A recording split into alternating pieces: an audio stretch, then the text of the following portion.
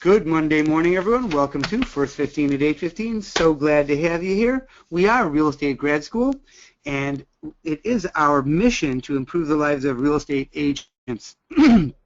This is Rich Levin, and every weekday morning we do this First 15, where we educate, we share, we motivate. We take 15 minutes to help you get the day started right. We cover some topic, and throughout the year we cover every single topic that a real estate agent will need and want to learn to be successful in their business. And of course, it's part of our coaching program, and the Mondays, like today, are free to anybody who wants to join us. So let's get started. Winning ugly, but intelligently. And Terry was just communicating with me. Terry is an agent who, when we started working, was earning enough to pay her bills and struggling some, a nice income. She was doing fine.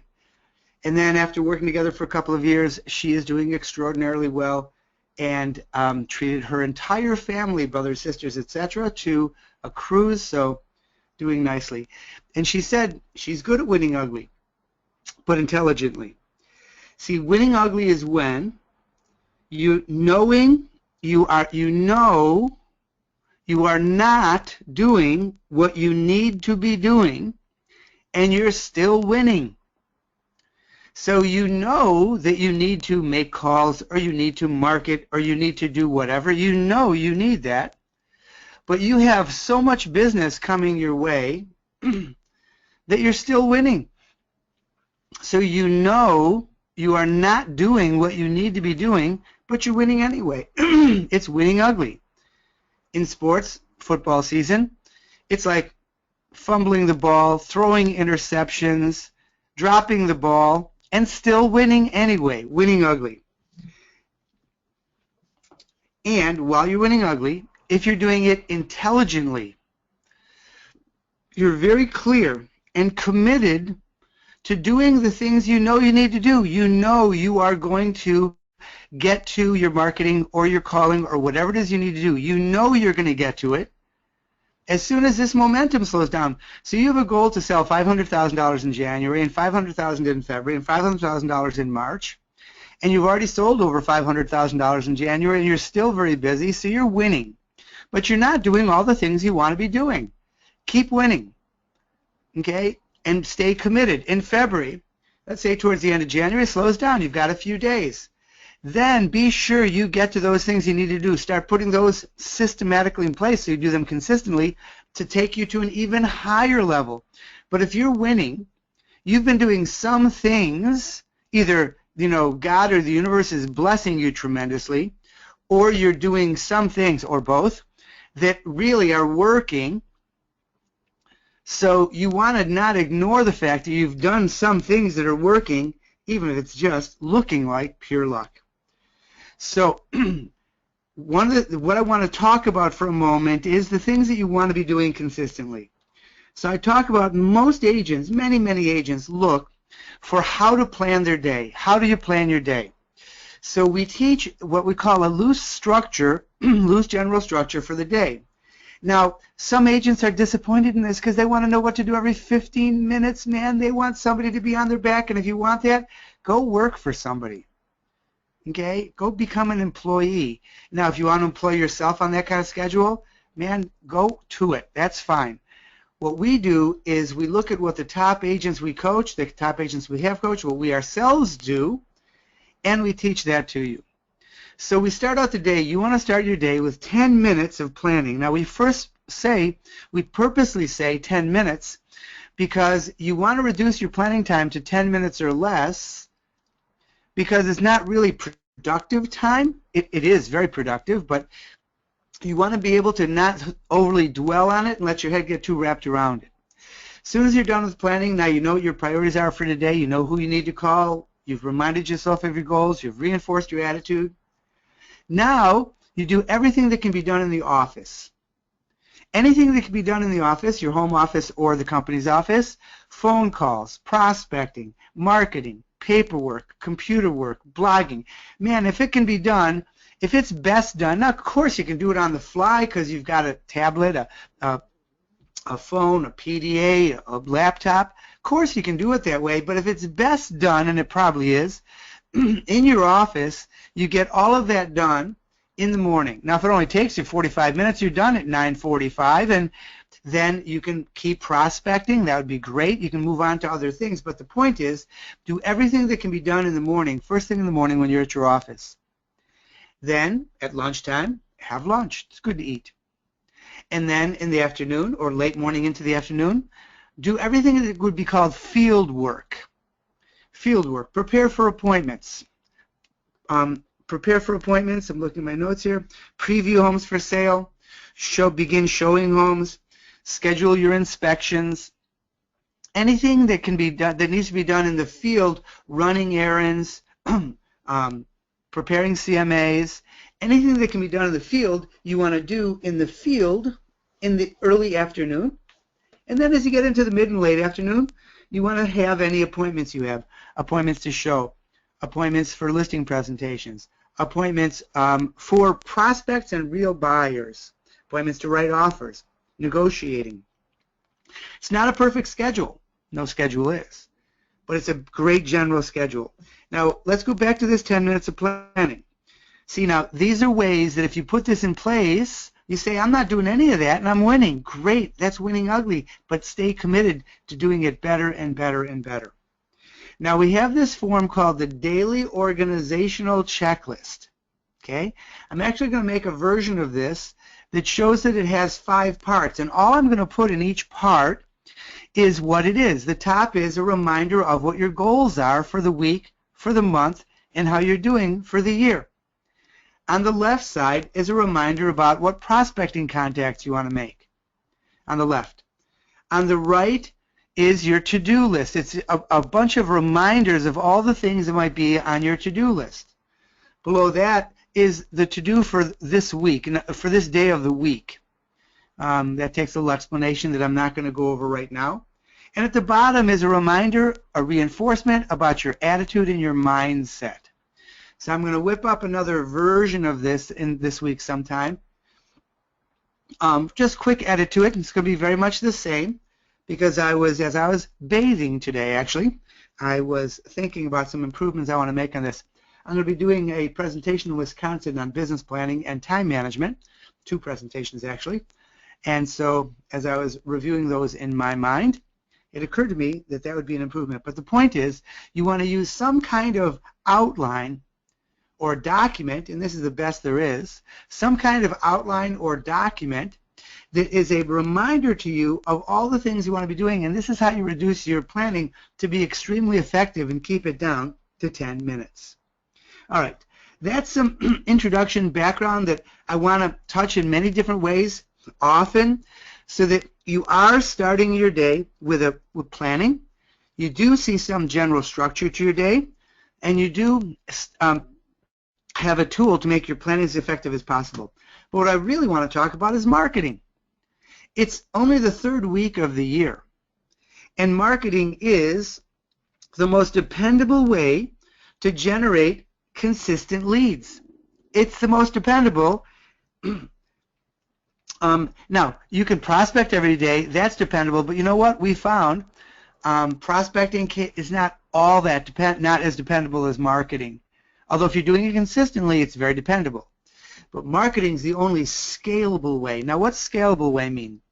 In other words, if you are making calls, so you're calling expires, you're calling for sale balance, you're calling your sphere of influence, you're calling, you're limited to how much you call. Now you can hire an ISA. An ISA makes calls for you, and it could be scalable that way, and that would be really smart. Marketing is another way to be very scalable. So you're sending marketing pieces to your sphere of influence. You're sending marketing to your farm areas, to your other markets. And if it has the right messaging done well, more and more people think of you and refer you. Now, sphere of influence is your first marketing priority, always. Why? Because your sphere of influence will not only do business with you, they will refer business to you. Your farming area is your second market priority, an area in which all the people who live there know that you are likely to get them more money for their house than any other real estate agent. Now, if they're not thinking of selling, they're still glad to know you. They still may call you for advice. They still may refer you business. But the reason sphere of influence is your first marketing priority and farming your second is because, excuse me for clearing my throat, your sphere has more potential to send you business. We talked about sphere last week, so I want to begin to introduce farming this week. Okay? Your goal in farming is for you to list and sell more property than any other company in the area. In other words, you as an individual will do more business in your farm area than any other company. So in Rochester, New York, Nothnagel Realtors is a huge company. In Buffalo, New York, Realty USA is a huge company. In your farm area, in the neighborhoods you farm, your goal, one of your goals, is to sell more than that whole company, all their agents sell in your neighborhood. And the agents we teach to farm accomplish exactly that within a year or two. And they start selling right away. It doesn't take a year or two to get started. It takes a year or two to get dominant. And the second goal is, and the reason the first goal is achieved is because when the people in your farm area think of real estate, they think of your name. They think real estate, they think Terry Brandon. They think real estate, they think Tom Tillepaugh. They think real estate, they think Sandy Breedlove. Okay? Or the other way around. When they think of your name, they think of real estate. They think of Rose Gabrielli. Oh, she's that realtor. You know, Michelle Lovetto. Oh, Levito Lovetto, sorry, hope I get that right. She's that realtor. When they think of your name, real estate comes to mind. You come to mind in that farm area as the best person to choose to sell their home. Okay. Now, successful farming, how do you know when you're successful farming? Because three things happen. Number one, you know more about area values than any other agent. You know more about what a house will sell for, should sell for, what improvements will help it sell for more, who the most likely buyers are. Man, you know more about the values in the property values in the area than any other agent. And you know more about how to get the highest possible price. You know what people like. You know what people will pay for. And you learn this by being involved in that market area. But the third is the most important. The people who live in that area know that you know more about the area values. They know that you know more about what their house is worth and how to get the most for it. They know that you know more than any other agent how to get the highest price for their home in that area. They know it. And that's why they think of you when they think of real estate and think of real estate when they think of you. Because they know that. Now, why do I talk about this now on whatever today's date is, January 18th? Because this is a great time to make sure you communicate and market to your farm area. This is a fabulous time for you to start a farm area so that by the time you hit March and April and the weather breaks, then you are able to, then those people are already thinking of you. Now, I'm going to talk about farming maybe one more day this week, maybe a couple, but I want you right now today to choose a farm area or re-choose the area that you've chosen. Doesn't have to be more than a couple hundred homes, best if it's in the neighborhood where you live. Okay? I want you to do a drive around CMA. In other words, pull all the houses that are for sale or have sold or are pending, active, pending, contingent, withdrawn, expired, and sold. Pull them all. Drive through that area. So if you pull 1,000 homes, it's going to be a lot. So pick a couple hundred homes. And then I want you to preview every home that's currently for sale in the area.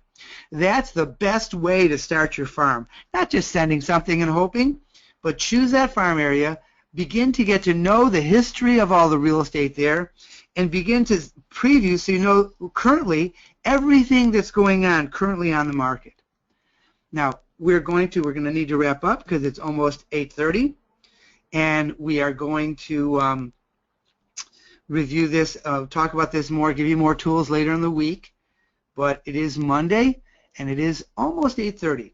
So I want you to take some action on your farm, preview, or get a mailing ready. I want you to take some action. I want you to choose your farm area, do the CMA drive around, and begin to preview every home. So let me change this. I'm going to go back to this. I don't want you just to take some action. I want you to choose a farm area, or if you have one, do a new CMA drive around and preview every home in your area so you can be what I call the honest expert. You really do know more about that farm area, about the history of what's going on there real estate-wise, and about what is currently going on there. You know more than any other agent. All right. So today is a live call day, so those that are coaching clients at 8:30 and 11:30 will be on the phone. We'll be talking about this and many, many other things. Those of you that are not coaching clients, man, we have the most comprehensive, cost-effective coaching on earth for just $49 a month and $99 one-time fee, or $4.99 for the year, and save a couple $100. You get more attention, more coaching, more tools than any other coaching program anywhere near this price. And we appreciate doing that because we've seen so many of you become successful. And as you become successful, so do we. Hug the ones you love. Make a great day. This is Rich Levin. Glad to have you here. I'll be on the live call shortly. Join us. Join us each day of the week for our first 15 and all the things that will make you an extraordinarily and exceptionally successful agent. Hug the ones you love. Make a great day. Sell a house.